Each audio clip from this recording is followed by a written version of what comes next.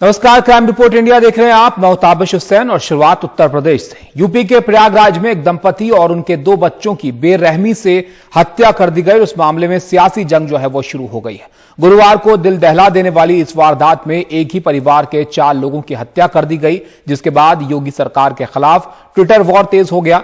और खबर है कि प्रियंका गांधी मृतक के परिजनों से मिलने के लिए प्रयागराज जा सकती हैं। डीजीपी ने इस घटना की पूरी रिपोर्ट तलब की है और विभागीय जांच भी की जा रही है, जबकि एक इंस्पेक्टर और एक सिपाही को तत्काल प्रभाव से निलंबित कर दिया गया है। मृतक के परिजनों ने गांव के ही कुछ दबंगों पर हत्या का आरोप लगाया है, जबकि इस कांड में पुलिस एक नाबालिग लड़की के साथ रेप के बाद हत्या की आशंका जता रही है।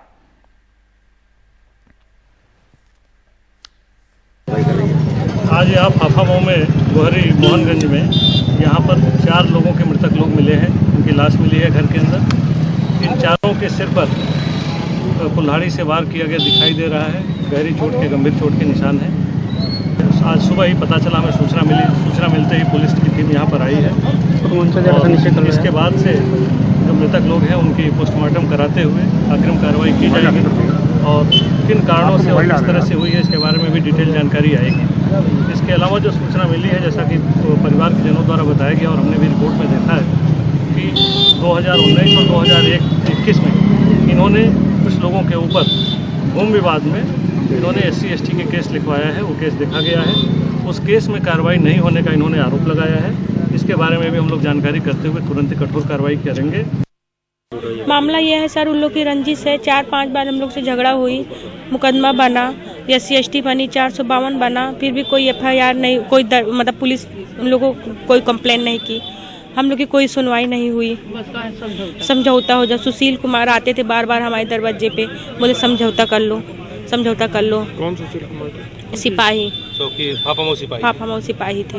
किसको दोष मान नहीं है पूरे मामले में? बबली हमारे घर के हैं, ठाकुर हैं। वही वो मतलब पुलिस दरोगा सब बैठाती थी वो वहाँ पे। बोला कुछ नहीं कर पाएगा। 21 सितंबर को झगड़ा हुई थी, बोला कोई कुछ नहीं कर पाएगा हमारा। पूरी प्रशासन की गलती है। पूरी लापरवाही पुलिस की है। धमकी भी मिलती है। इनको मार दिए थे, सर फट गया था। इनकी वाइफ को मार दिया गया था, फिर भी कोई सुनवाई हुई। कमाल खान हमारे साथ जुड़ गए, उनके पास चलते हैं जानकारी के लिए। कमाल, आप बताइए इस वारदात के बारे में और इसकी वजहों के बारे में क्या जानकारी मिल पाई है। और जो परिजन अभी हमने उनको सुना, वो तो सीधे पुलिस की लापरवाही यहां पर बता रहे हैं। देखिए, ऐसा है कि ये एक दलित परिवार है, पासी बिरादरी के लोग हैं जो ये आरोप लगा रहे हैं कि कुछ दबंग ऊंची जाति के लोगों से उनका जमीन को लेकर के झगड़ा चल रहा है। ये संगीन बात है कि वो कह रहे हैं कि सितंबर 2019 में उन्होंने FIR कराई थी और सितंबर 2021 में उन्होंने FIR कराई, लेकिन जिनके खिलाफ कराई उनके ऊपर एक्शन होना तो दूर, बल्कि पुलिस के लोग आते हैं और उनके घर में बैठते हैं जो आरोपी पक्ष है, और उसके बाद जो पीड़ित पक्ष है उसके ऊपर दबाव डालते हैं कि वो मुकदमे को वापस ले ले। तो ये संगीन बात है। इसमें दोनों पुलिस वाले जो शामिल हैं उनको सस्पेंड कर दिया गया है। अगर ये वारदात उन्हीं ने की है तो अगर पुलिस ने पहले एक्शन लिया होता तो शायद ये हत्याएं नहीं होती। अगर ये साबित हो जाए कि जिनके ऊपर FIR कराई गई है ये जमीनी विवाद में, रंजिश में ही इनकी हत्याएं हुई हैं, तो अगर 2019 में कार्रवाई की गई होती या 2021 के सितंबर में जब FIR हुई तो कार्रवाई की गई होती तो ये वारदात नहीं होती। अब इसमें यह भी है कि जो दंपत्ति हैं और उनका बेटा वो एक कमरे में मरे हुए मिले हैं, और जो बच्ची है 16 या 17 साल की वो दूसरे कमरे में मरी हुई मिली है, और उसके कपड़े जो हैं तकरीबन उतरे हुए हैं। तो गैंग रेप की भी एक FIR कराई गई है, पोस्टमार्टम हुआ है। ऑफ द रिकॉर्ड कुछ पुलिस के लोग कह रहे हैं कि हाँ रेप हुआ है, लेकिन ऑफिशियली कोई इसके लिए बताने के लिए तैयार नहीं है।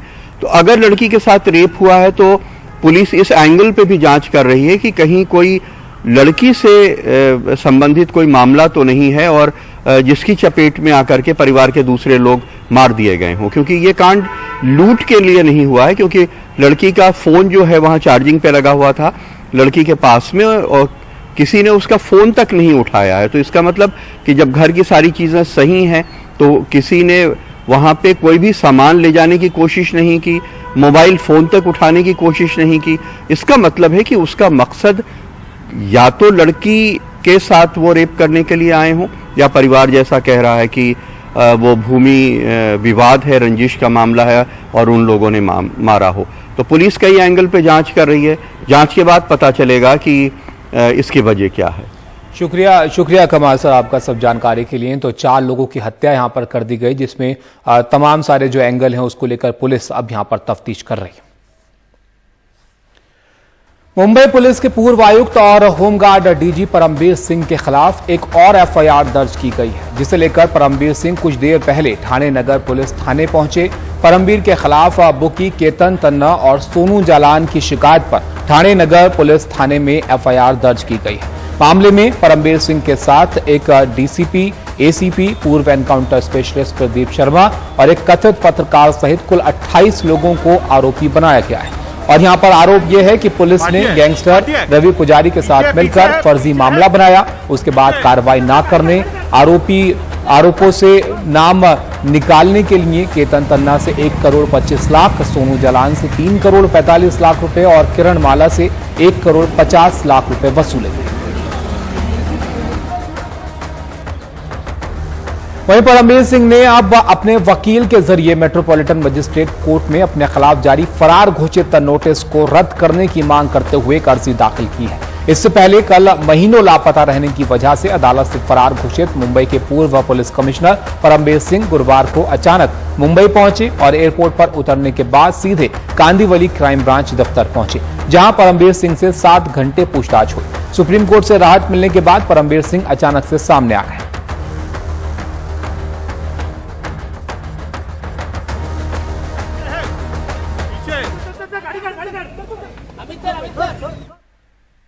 उधर महाराष्ट्र के गृह मंत्री दिलीप वलसे ने कहा है कि परमबीर सिंह के निलंबन को लेकर विचार किया जा रहा है और उन पर विभागीय कार्रवाई की जाएगी। ये बहुत ही अचरज की बात है। जो व्यक्ति इस स्टेट के पुलिस के प्रमुख रहे हैं, मुंबई के पुलिस के प्रमुख रहे, ठाणे के पुलिस के प्रमुख रहे, पूरी जिंदगी उन्होंने अपनी पुलिस में यहाँ पे महाराष्ट्र में बिताई, उनको अगर खतरा लगता है उनकी जान को, तो किसी से खतरा है, क्या खतरा है वो बताएंगे तो देख सकते हैं। सुनील सिंह हमारे साथ जुड़ गए हैं जानकारी के लिए, उनके पास चलते हैं। सुनील, एक तो क्राइम ब्रांच से जो पूछताछ हुई परमबीर सिंह से, उसमें क्या क्या बातें सामने आई हैं ये बताइए, और जो नया मामला, नई एफआईआर दर्ज की गई है, इसमें क्या आरोप जो है लगाए गए हैं, इन पर वो विस्तार से जरा जानकारी दें। और तभी क्राइम ब्रांच यानी कांदिवली में कल जो पूछताछ हुई थी उसमें अपने ऊपर लगे सभी आरोपों से परमबीर सिंह ने इनकार कर दिया, लेकिन क्राइम ब्रांच का कहना है कि ये उनका अपना वर्जन है और आगे भी जब जांच होगी, जरूरत होगी तो हम उन्हें बुलाएंगे। आज वो इधर ठाणे नगर पुलिस थाने में आए हुए हैं, यहाँ पर इनसे पूछताछ हो रही है। तकरीबन 10:15 बजे के करीब परमबीर सिंह यहाँ पहुँचे हैं और तब से अंदर हैं वो और उनसे पूछताछ हो रही है। ये जो मामला है, ये मामला जुलाई में दर्ज हुआ था, जब 2 बुकी सोनू जालान और केतन तन्ना ने शिकायत की थी कि उन्हें रवि पुजारी से मिलकर परमबीर सिंह और दूसरे पुलिस वालों ने, जिसमें डीसीपी हैं, एसीपी हैं और सस्पेंडेड जो अभी गिरफ्तार हैं पुलिस ऑफिसर प्रदीप शर्मा हैं, वो हैं, सबने मिलकर एक फर्जी मामला बनाया और फिर उसमें से निकालने के लिए पैसे वसूले गए, जिसमें कि तन्ना से 1 करोड़ 25 लाख रुपए लिए गए, सोनू जालान से 3 करोड़ 50 लाख रुपए दिए गए और किरण माला से भी 1 करोड़ 25 लाख के करीब दिए गए। तो उसकी शिकायत उन्होंने यहाँ पर दर्ज कराई थी। उसमें कुल 28 लोगों को आरोपी बनाया गया था। पहले नंबर पर आरोपी है परमबीर सिंह, उनसे अब यहाँ पर पूछताछ की जा रही है। उसी संदर्भ में जो डीसीपी स्तर के अधिकारी हैं खुद यहाँ पर उनसे आकर उनकी पूछताछ कर रहे थे, बयान दे रहे थे। अभी यहाँ से वो निकले हैं, लेकिन परमबीर सिंह अभी भी अंदर हैं, उनसे अभी पूछताछ जारी है। इस बीच चांदीवाल कमीशन आयोग ने, जो कि अनिल देशमुख के खिलाफ जांच कर रही है, जिसमें कि परमबीर सिंह शिकायत करता है, उसमें आज परमबीर सिंह के वकील हाजिर हुए थे और उनका कहना था कि कल हम यहाँ पर आकर अपनी बात रखना चाहते हैं, लेकिन आयोग ने कहा कि आप सोमवार को आइए।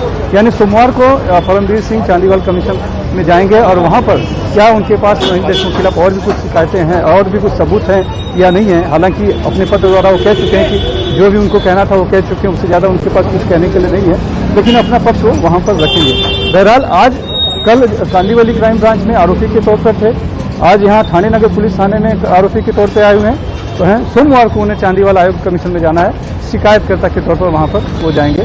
तो परमवीर सिंह से पूछताछ का सिलसिला चालू है। महीनों लापता थे, फरार घोषित कर दिए गए थे। फिर सुप्रीम कोर्ट से राहत मिलने के बाद वो मुंबई आए कल, और कल से उनसे पूछताछ का अलग अलग जो उनके खिलाफ मामले दर्ज हैं उसमें सिलसिला शुरू हो चुका है।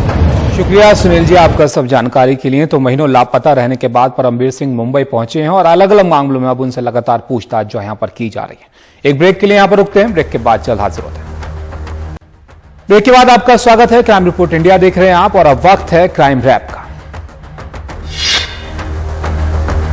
जम्मू कश्मीर पुलिस ने गुरुवार को जम्मू से भारी मात्रा में नशीला पदार्थ और ड्रग्स बरामद किया है। इस मामले में पुलिस ने एक व्यक्ति को गिरफ्तार किया है। ड्रग्स कहां से लाई गई इसकी जांच की जा रही है। बिहार के पटना में गुरुवार को दिन दहाड़े जेडीयू नेता डॉक्टर धर्मेंद्र कुमार को गोली मार दी गई। डॉक्टर धर्मेंद्र कुमार मित्र मंडल कॉलोनी में स्थित अपनी विवादित जमीन को देखने गए थे, जहां उन पर अपराधियों ने हमला कर दिया। कुछ दिन पहले ही डॉक्टर धर्मेंद्र कुमार जेडीयू में शामिल हुए थे।